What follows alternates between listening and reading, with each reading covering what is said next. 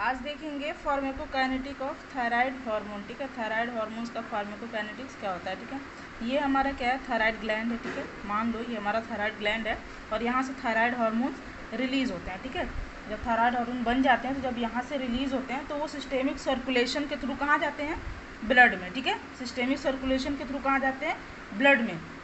चूँकि अब इसे जब वो ब्लड में चले जाते हैं तो बॉडी के सभी टिश्यूज़ या ऑर्गन में पहुंचने के लिए उन्हें कैरियर प्रोटीन चाहिए होता है। ठीक है, तो मान लो ये हमारा थायराइड हार्मोन है। ठीक है, इसको क्या चाहिए होता है, कैरियर प्रोटीन। ठीक है, तो कैरियर प्रोटीन कहाँ पे होता है, हमारा ब्लड में होता है ग्लोबुलिन प्रोटीन। ठीक है, ब्लड में हमारे क्या होता है, ग्लोबुलिन प्रोटीन। तो वो क्या करता है, वो जाके हमारे थायराइड हार्मोन से बाइंड करता है। ठीक है, ये इससे ग्लोबुलिन प्रोटीन, ये हमारा ग्लोबुलिन प्रोटीन है जो ब्लड में रहता है, ये हमारा ग्लोबुलिन प्रोटीन है। ठीक है, ब्लड में प्रेजेंट होता है। ये थायराइड हार्मोन से क्या करता है, बाइंड करता है और एक कॉम्प्लेक्स बनाता है। ठीक है, थायराइड हार्मोन से बाइंड करके क्या बनाएगा, एक कॉम्प्लेक्स बनाएगा। तो ये क्या बना लेता है, कॉम्प्लेक्स। ठीक है, ये जो ग्लोबुलिन प्रोटीन है ये एज अ कैरियर हेल्प करता है। ठीक है, ये हेल्प करता है थायराइड हार्मोन को ये पूरे बॉडी में पहुंचाने के लिए। ठीक है, सारे ऑर्गन्स में या टिश्यूज़ में पहुंचाने में हेल्प करता है। जब तक ये थायराइड हार्मोन जो है ग्लोबुलिन प्रोटीन से हमारे बाइंड है, ठीक है, जब तक बाउंडेड है तब तक इसका मेटाबॉलिज्म नहीं हो सकता है। ठीक है, अगर इसका मेटाबॉलिज्म नहीं होगा तो इसका क्या होता है, इसका प्लाज्मा हाफ लाइफ जो होता है वो इनसाइड द बॉडी इंक्रीज हो जाता है। ठीक है, 6 to 7 आवर्स इसका एवरेज हाफ लाइफ क्या होता है, 6 to 7 आवर्स। ठीक है, इंक्रीज हो जाएगा। फिर क्या होगा, ग्लोबुलिन प्रोटीन हमारा वापस से फिर क्या होगा, रिलीज हो जाएगा और जो हमारा थायराइड हार्मोन है वो फ्री हो जाएगा। अब कैसे रिलीज होगा, कुछ केमिकल रिएक्शंस की वजह से। ठीक है, जैसे डीकार्बोक्सिलेशन हुआ, डी एमिनेशन हुआ। आपने देखा होगा कि जब थायरोसिल ग्रुप का मैंने स्ट्रक्चर बताया था तो उसमें क्या प्रेजेंट था, कार्बोक्सिल ग्रुप और अमाइन ग्रुप। ठीक है, ये हमारा क्या है, टायरोसिल ग्रुप, इसमें क्या प्रेजेंट है, ये है कार्बोक्सिल ग्रुप और ये अमाइन। ठीक है, तो इसी वजह से क्या होता है, हमारा डीकार्बोक्सिलेशन होता है और डी एमिनेशन होता है। ठीक है, जिसके थ्रू क्या होता है, हमारा मेटाबॉलिज्म हो जाता है और थायराइड हार्मोन जो होता है वो रिलीज हो जाते हैं, ग्लोबुलिन प्रोटीन भी रिलीज हो जाता है। और इसका मेटाबॉलिज्म कहाँ होगा, लीवर में मेटाबॉलिज्म होगा, लीवर में। ठीक है, और एक्सक्रीशन हो जाएगा यूरिन के थ्रू। ठीक है, तो मेटाबॉलिज्म हमारा कहाँ हो जाएगा, लीवर में, और एक्सक्रीशन हो जाएगा यूरिन में। ठीक है, तो ये हमारा फार्माकोकाइनेटिक है। ठीक है, थायराइड हार्मोन का क्या होता है, थायराइड ग्लैंड से जब हार्मोन्स रिलीज होता है, ठीक है, तो ये हार्मोन क्या करता है, ग्लोबुलिन प्रोटीन से बाइंड करता है और एक कॉम्प्लेक्स स्ट्रक्चर बनाता है। ठीक है, ये कॉम्प्लेक्स स्ट्रक्चर हेल्प करता है बॉडी के सभी टिश्यूज़ में थायराइड हार्मोन को पहुँचाना। ठीक है, एज अ मतलब कैरियर काम करता है। ठीक है, तो वहाँ पे जाता है, इसकी वजह से क्या होता है, हमारा मेटाबॉलिज्म नहीं हो सकता जब तक ये क्या एक सुरक्षा कवच बना देता है। ठीक है, थायराइड हार्मोन के चारों तरफ ये क्या करता है, एक सुरक्षा कवच बना देता है जिसकी वजह से मेटाबॉलिज्म होगा नहीं। ठीक है, तो हमारे बॉडी के अंदर जिसकी प्लाज्मा हाफ लाइफ है वो क्या होती है, इंक्रीज़ हो जाती है। ठीक है, बॉडी के अंदर जो प्लाज्मा हाफ लाइफ है वो इंक्रीज़ हो जाती है। फिर कुछ केमिकल रिएक्शंस की वजह से, ठीक है, जैसे मान लो कुछ केमिकल रिएक्शंस है, डीकार्बोक्सिलेशन या डी एनिमेशन। ठीक है,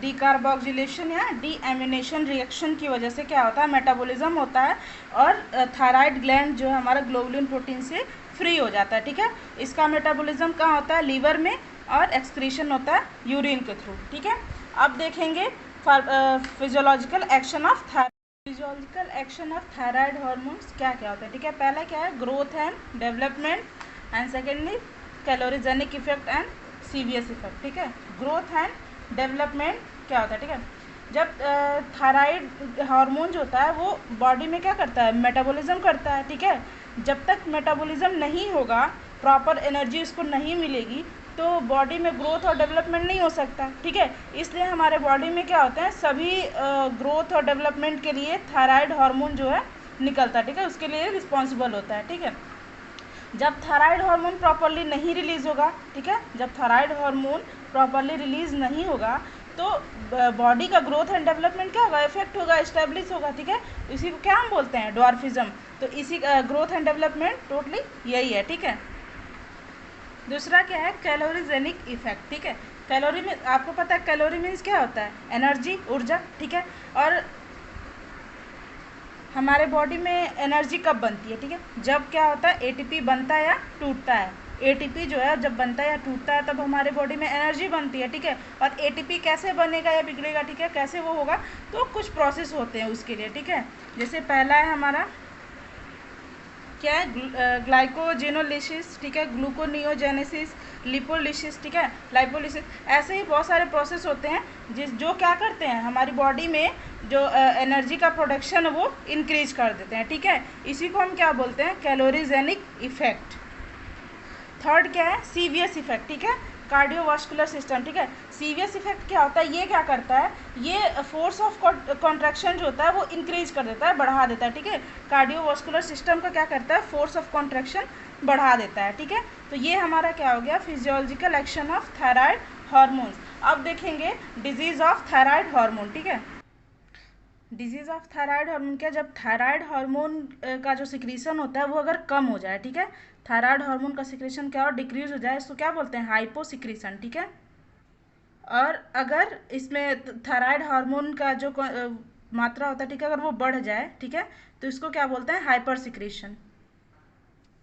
अगर थायराइड हार्मोन कम है तो हाइपोसिक्रीशन, इसका रिलीज कम हो रहा है तो हाइपोसिक्रीशन, और थायराइड हार्मोन का रिलीज अगर ज़्यादा हो रहा है तो उसको क्या बोलेंगे, हाइपरसिक्रीशन, ठीक है। अब हाइपोसिक्रीशन से कौन कौन से बीमारियां होती हैं, ठीक है, ये हमारा पहला होता है सिंपल ग्वाटर, फिर मिक्सोडिमा एंड क्रिटेनिज्म।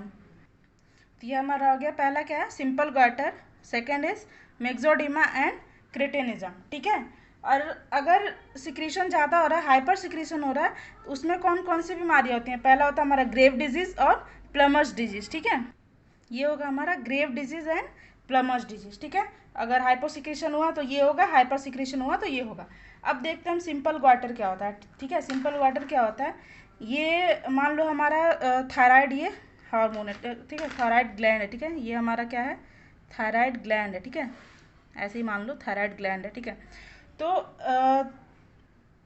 थायराइड ग्लैंड में जब आयोडीन की कमी हो जाएगी, ठीक है, लैक ऑफ, क्योंकि ये क्या है हाइपोसिक्रीशन है, ठीक है, तो जब थायराइड ग्लैंड में हमारे आयोडीन की कमी हो जाएगी, ठीक है, तो T3 और T4 हार्मोन्स नहीं बनेगा, ठीक है। जब आयोडीन ही नहीं रहेगा, आयोडीन की कमी रहेगी तो T3 T4 हार्मोन कैसे बनेगा, ठीक है, तो वो नहीं बनेगा। जो हमारा TSH होता है, TSH हार्मोन होता है, थायराइड स्टिमुलेटिंग हार्मोन, वो क्या करता है हमारे थायराइड ग्लैंड पे को पिंच करता है बार बार कि तुम ये T3 T4 हार्मोन्स बनाओ, ठीक है। उसको T3 T4 हार्मोन बनाने के लिए बार बार प्रेशराइज करता है, उसको बार बार पिंच करता है, ठीक है। तो उससे क्या होता है, जब पिंच करेगा तो थायराइड ग्लैंड का जो साइज़ क्या होता है वो इंक्रीज हो जाता है, ठीक है। बार बार अगर वो पिंच करेगा तो थायराइड ग्लैंड का साइज़ क्या होता है, इंक्रीज हो जाएगा, ठीक है, मतलब और फूल जाएगा, साइज़ इंक्रीज कर जाएगा, ठीक है। इसी को क्या बोलते हैं, सिंपल ग्वाटर। स्वेलिंग आ जाती है, थायराइड ग्लैंड में क्या आ जाएगी, स्वेलिंग हो जाएगी। तो यही हमारा क्या है, सिंपल ग्वाटर। जब थायराइड ग्लैंड जो होता है जब उसमें आयोडीन की कमी हो जाती है, ठीक है, तो जो हमारा TSH हार्मोन होता है, ठीक है, वो बार बार क्या करेगा, इसको पिंच करेगा, ठीक है, बार बार क्या करेगा, पिंच करेगा कि और तुम T3 T4 हार्मोन बनाओ, क्योंकि T3 T4 हार्मोन बनेगा नहीं, ठीक है। तो जिसकी वजह से क्या होता है, थायराइड ग्लैंड में क्या हो जाती है, स्वेलिंग हो जाती है, ठीक है। ये ऐसे ही बन गया, मतलब समझ लेना स्वेलिंग हो जाएगी, ठीक है। तो स्वेलिंग हो जाती है थायराइड ग्लैंड में, इसी को क्या बोलते हैं हम, सिंपल ग्वाटर बोलते हैं, ठीक है। दूसरा क्या है हमारा, मिक्सोडिमा, ठीक है। मिक्सोडिमा किस में होता है, ये एडल्ट्स में होता है, ठीक है, किस में होता है, एडल्ट्स में होता है, ठीक है। मिक्सोडिमा हमेशा किस में होता है, एडल्ट्स में होता है। ये बेसिकली क्या है, एक मेंटल कंडीशन है, ठीक है, ये क्या है, मेंटल कंडीशन है, ठीक है। और सेम ऐसे क्रिटिनिज्म है, ये होता है चिल्ड्रंस में, ठीक है। क्रिटिनिज्म किस में होता है, चिल्ड्रंस में। ये भी इसका भी जो सिम्टम्स होता है सेम टू सेम मिक्सोडिमा की तरह ही होता है, बस डिफरेंस यही है कि मिक्सोडिमा होगा एडल्ट में हमारे और क्रिटिनिज्म होगा चिल्ड्रन में, ठीक है। दोनों में क्या होते हैं, दोनों का सिम्टम क्या है, मेंटल कंडीशन, ठीक है, मेंटल कंडीशन जो उनका होता है डिस्टर्ब हो जाता है, ठीक है। अब आते हैं हम हाइपर सिक्रीशन में, ठीक है, ग्रेव डिजीज में। ग्रेव डिजीज को क्या बोलते हैं, इसको क्या बोलते हैं, एक्सोथैल्मिक ग्वाटर, ठीक है। इसमें भी स्वेलिंग ही हो जाती है, ठीक है, इसको एक्सोथैल्मिक ग्वाटर बोलते हैं, ठीक है। और सेकंड क्या है, प्लमर्स डिजीज। प्लमर डिजीज किस में होता है, ये ओल्ड एज में होता है, ठीक है, हाइपर से ज़्यादा सिक्रीशन हो जाता है, उसकी वजह से क्या होता है, प्लमर्स डिजीज होता है, ओल्ड एज में ज़्यादातर होता है, ठीक है, बूढ़े लोगों में ज़्यादा ये होता है। बस हमारा इतना ही था, ठीक है। अब देखेंगे drugs used in the therapy of, तो ये drug used in therapy of hyperthyroidism, ठीक है। इसमें सबसे पहला क्या आता है, रेडियो एक्टिव आयोडीन, ठीक है। क्या आता है, रेडियो एक्टिव आयोडीन। ये रेडियो एक्टिव आयोडीन क्या करता है, ये हमारे बॉडी में आयोडीन का सिक्रीशन तो मेंटेन करेगा, ठीक है। आयोडीन का सिक्रीशन क्या करेगा, मेंटेन करेगा, लेकिन ये थायराइड हार्मोन बनने को क्या कर देता है, कम कर देता है, ठीक है, जिसकी वजह से हमें राहत मिलती है, ठीक है। ये क्या करेगा, बॉडी में आयोडीन का सिक्रीशन को मेंटेन करेगा, लेकिन थायराइड हार्मोन बनने को क्या कर देता है, कम कर देता है, उसके प्रोसेस को डाउन कर देता है, ठीक है। और सेकंड क्या है, एंटी थायराइड ड्रग्स, ठीक है। तो एंटी थायराइड ड्रग्स में क्या क्या होते हैं, थायोमाइड्स हो गया, ठीक है, और क्या, aniline derivative, polyhydric phenol, ionic inhibitor and miscellaneous में क्या होते हैं, lithium carbonate and adrenergic blocker, ठीक है। ये हमारा टोटल क्या होगा, drug used in therapy of hyperthyroidism, ठीक है। बाकी सब आप लोगों ने समझ लिया होगा। Thank you.